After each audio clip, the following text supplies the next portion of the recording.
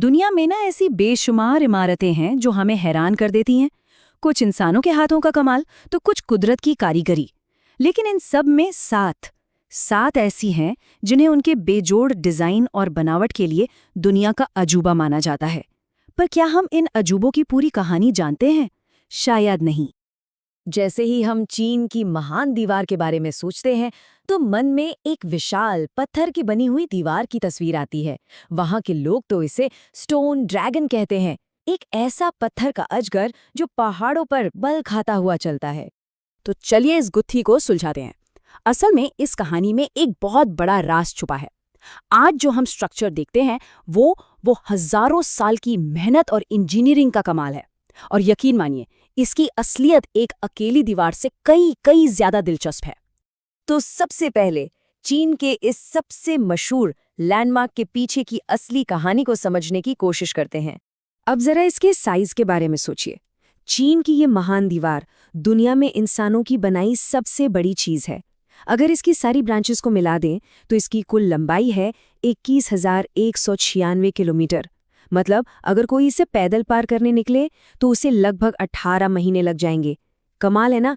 तो ये सिर्फ एक बॉर्डर नहीं था, ये एक बहुत ही स्मार्ट मिलिट्री डिफेंस सिस्टम था। इसका असली मकसद हमलावरों को पूरी तरह रोकना नहीं, बल्कि उन्हें धीमा करना था। खास तौर पर उनकी सबसे बड़ी ताकत, उनके घोड़ों को उनसे अलग कर देना। और अब आते हैं उस बड़े राज पर। जिसे हम एक दीवार समझते हैं ना, वो असल में अलग अलग समय में बनी कई दीवारों का एक पूरा नेटवर्क है।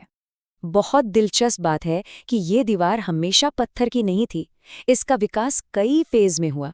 सबसे पहली दीवारें तो पत्थर की बनी ही नहीं थी, वो बनी थी उस इलाके में मौजूद इकलौती चीज से, मिट्टी से।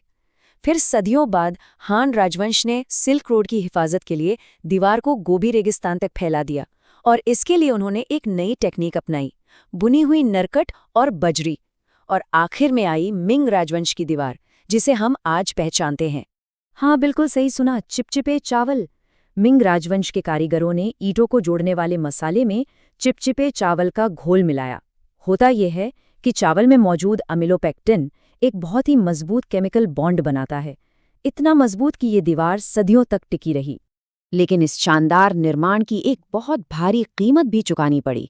एक अंदाजे के मुताबिक सिर्फ किन राजवंश के समय में ही दीवार बनाते हुए करीब 4 लाख मजदूरों की मौत हो गई थी। तो ये सिर्फ एक दीवार नहीं, बल्कि लाखों लोगों के खून, पसीने और बलिदान की भी कहानी है। वैसे चीन की महान दीवार अकेली नहीं है। साल 2007 में दुनिया भर के लोगों ने मिलकर दुनिया के 7 नए अजूबों की एक लिस्ट चुनी, जो हमारी साझी इंसानी विरासत को दर्शाती है। इस लिस्ट में हर नाम के पीछे एक हैरान कर देने वाली कहानी है। जैसे जॉर्डन का पेट्रा शहर, जिसे रोज सिटी भी कहते हैं, उसका 85% हिस्सा आज भी जमीन के नीचे दबा हुआ है। या फिर रोम का विशाल कोलोसियम, जहां 50,000 लोग बैठ सकते थे, उसे समुद्री लड़ाइयों के लिए पानी से भी भरा जा सकता था। मेक्सिको के चिंचेन इत्जा में पिरामिड के सामने ताली बजाने पर एक पवित्र पक्षी की आवाज जैसी गूंज सुनाई देती है। पेरू का माचू पिच्चू, जिसे बिना किसी सीमेंट के बनाया गया था, फिर भी वो अर्थक्वेक प्रूफ है। भारत का ताजमहल, जिसकी चारों मीनारें थोड़ी बाहर की ओर झुकी हैं ताकि भूकंप आने पर वे मुख्य मकबरे पर न गिरें। और ब्राजील का क्राइस्ट द रिडीमर, जिस पर लगे हजारों टाइल्स पर दान देने वालों के संदेश लिखे हैं। तो एक बड़ा सवाल ये उठता है कि ये पुरानी और नई लिस्ट्स चुनी कैसे गईं? इनके प्रोसेस में जमीन आसमान का फर्क है। देखिए, जो पुरानी लिस्ट थी वो किसी कमिटी या वोटिंग से नहीं बनी थी। वो तो यूनानी कवियों और स्कॉलर्स की ट्रैवल बुक से निकली थी और सिर्फ मेडिटेरेनियन के आसपास की दुनिया को दिखाती थी। वहीं दूसरी तरफ जो नई लिस्ट है वो 21वीं सदी का एक सच्चा ग्लोबल कैंपेन थी, जिसमें 200 स्मारकों में से चुनने के लिए दुनिया भर से लाखों वोट डाले गए थे।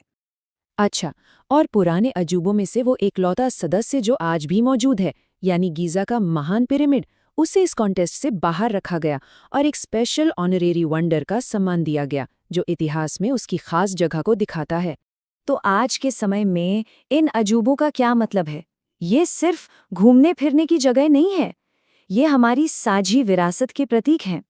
ये सिर्फ इमारतें नहीं हैं, ये इंसानी जज्बातों की कहानियां हैं। जहां महान दीवार हमें दृढ़ता सिखाती है, वहीं ताजमहल प्यार की अमर दास्तान सुनाता है। पेट्रा इंसानी सरलता का एक गजब का उदाहरण है। तो माचू पिच्चू हमें प्रकृति के साथ तालमेल बिठाना सिखाता है। ये सभी इंसानी मूल्यों और हमारी महान उपलब्धियों की स्थायी निशानियां हैं। और शायद ये सबसे ज़रूरी बात है, आज हम इन अजूबों को एक ग्लोबल हेरिटेज के तौर पर देखते हैं। ये हमें याद दिलाते हैं कि हम सब एक ही इंसानी कहानी का हिस्सा हैं, एक ऐसी कहानी जिसे पत्थर, ईंट और प्यार से लिखा गया है। और ये हमें सोचने पर मजबूर करता है ना? जैसे जैसे हम नई नई ऊंचाइयों को छू रहे हैं, कौन सी मॉडर्न उपलब्धियां आने वाली पीढ़ियों के लिए एक अजूबा बनेंगी? खैर, इसका जवाब तो वक्त ही देगा।